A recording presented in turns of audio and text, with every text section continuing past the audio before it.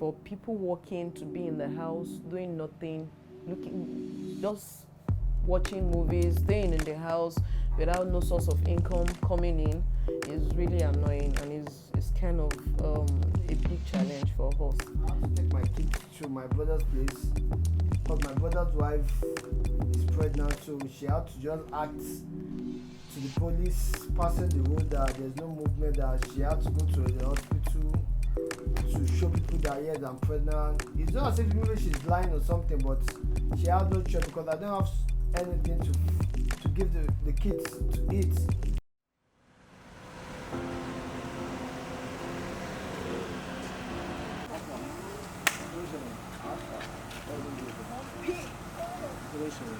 My name is Ibrahim Olusojalabi.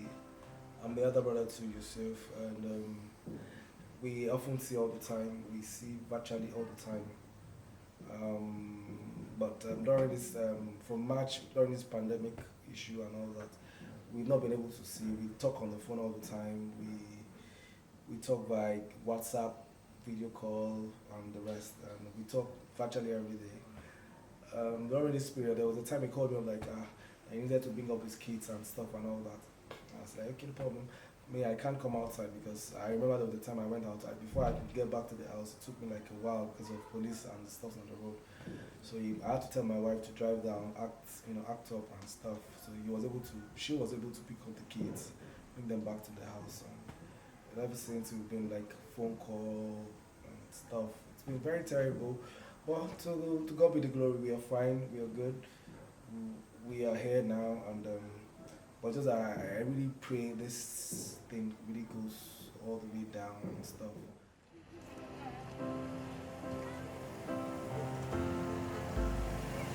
My name is Azeezlat.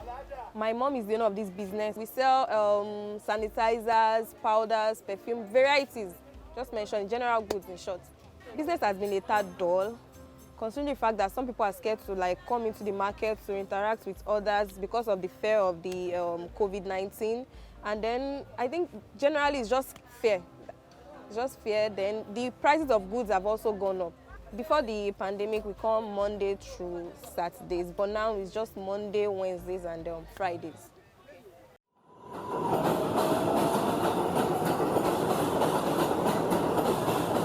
Hi, how you doing? I'm Lighton Shaffer, otherwise known as Lola, otherwise known as Dr. Shaffer. I was born in London, not too long ago, but I was born in London. I was there for the first few years, grew up, didn't think of anything, and then eventually my dad figured it would be nice for us to know where we were from. We went to primary school, secondary school in Nigeria, a bit of college, and then I came to the States. So now we are, 3 months or 4 months in, about 4 months in since we declared COVID a pandemic. And it's not so bad now in terms of admissions in New York City, but we're still getting people who are sick. We're still dealing with young people coming in with symptoms we can't explain. We're still getting people coming in with blood clots in their lungs. So we're still getting that. But I think what's bigger than that is just the fear. Everyone is, they have some kind of version of fear about having to wear a mask all the time. Nobody knows how to go on forward in terms of how do we relate publicly. 6 feet, apart, the train thing, coming to the hospital. So we have people, things are returning somewhat to what we might call the new normal, but people are still walking around with fear. They don't know what to do. We're still worried about the school system. But I think we have some things in place in terms of managing patients, but of course we still don't have any treatments.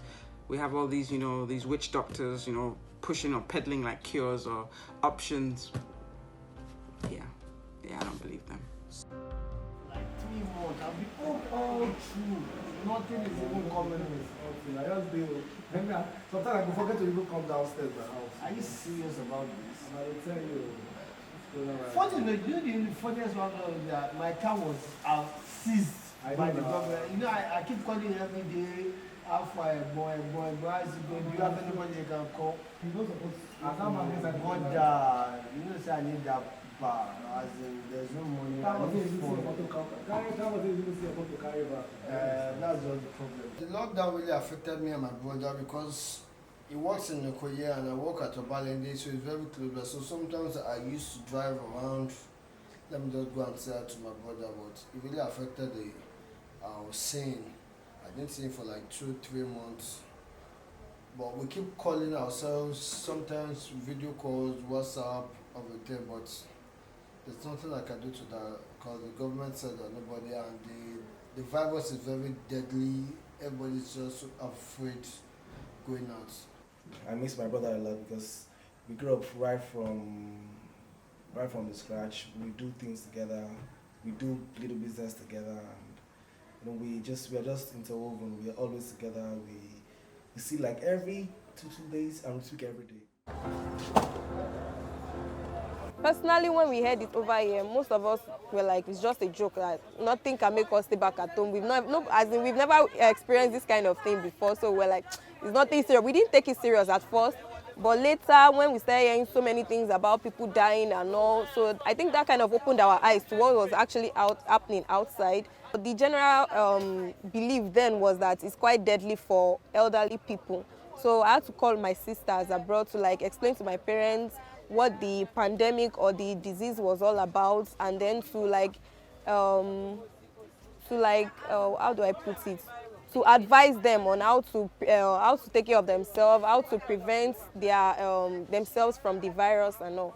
And thankfully enough, both my parents they listened, they were okay with it. So we just stayed back at home throughout the pandemic.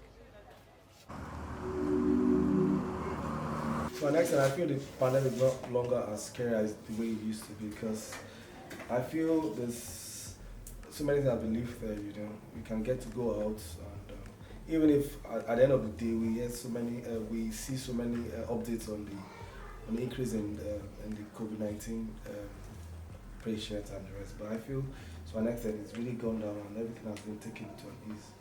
That's the way I see it.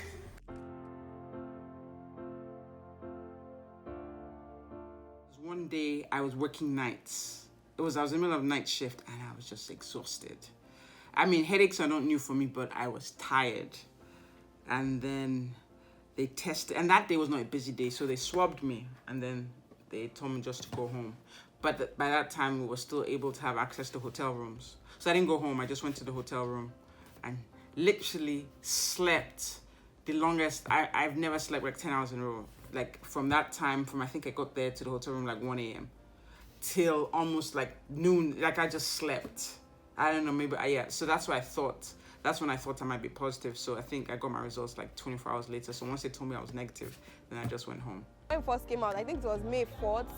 The very first day we came, my mom actually had to shout on customers to like step back to, I think it was 2 meters or how many meters distance, keep a safe distance. She had to shout on customers. Some people didn't even believe there was anything called COVID-19 since they've never witnessed this kind of pandemic before.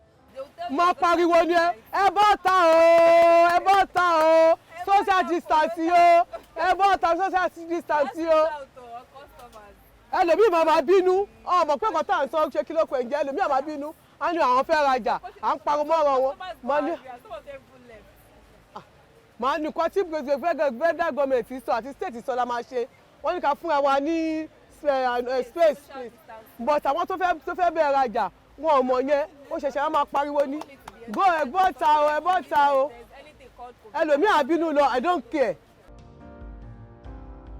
I believe it's real, sha, but normally if I have anybody that has this corona, I'll first shift back and run away from the person. I won't tell anybody because from what I've been seeing on the news, like people are dying and I don't want to die for now. I can think of just the first person, 2 people. The first person I had that was COVID positive that was sick. So I was in Queens and this lady, I mean, she was one of those where she was positive, but she wasn't so sick, but just not enough where you wanted to send her home. But she was walking around. And then, of course, this was a time when we were short. We hadn't gotten the extra staff. So maybe they had like 2 nurses for 30 or 40, I don't know. And then, so in the midst of it, they find her on her bed unresponsive.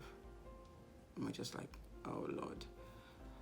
Long and short of it, she didn't make it. But I remember us just jumping on her and then, of course, the area we're in is the less acute area. but it was the COVID area. So usually when you have somebody want to do resuscitation, which means you're going to do chest compressions, attach them to a machine, give them injections, pump, you take them out. So we're pushing the stretcher. I'm on the stretcher, doing CPR, and they're pushing. It's like almost like, what's that show? A Grey's Anatomy moments, or ER moments, like, and then we push her in, we continue, we give her meds. She never did come back, and so at the end, she didn't make it in. It was after the fact I started running through my mind that, okay, because the thing is, at that time, we weren't sure how the virus aerosolized. But of course, I'm right over her and I'm pressing. So whatever's coming up, and I was just like, I remember, okay, I had my mask on. I was running through my thing. Okay, yes, I had my mask on. Did I have my shield on? That's why I started running through. Okay, it's like, okay. It's not like it can't go underneath the shield, but I was thinking like, I was right over her.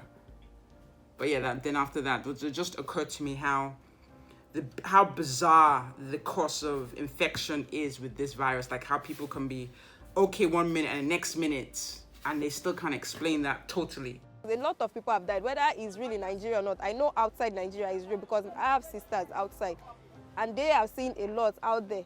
Despite the fact that I don't know anybody that has it, I know for a fact that it is real. So I just want to say everybody should be careful. Let's just be careful. 2020 has been challenged, but we thank God at least we are alive and we are breathing fine.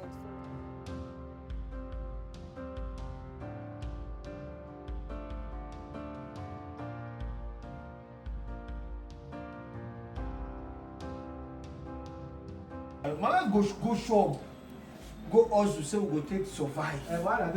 Actually, they see chance open shop. She dey open now. She go just open one door, say she need money for the other. But no, my woman matter. After 2 weeks,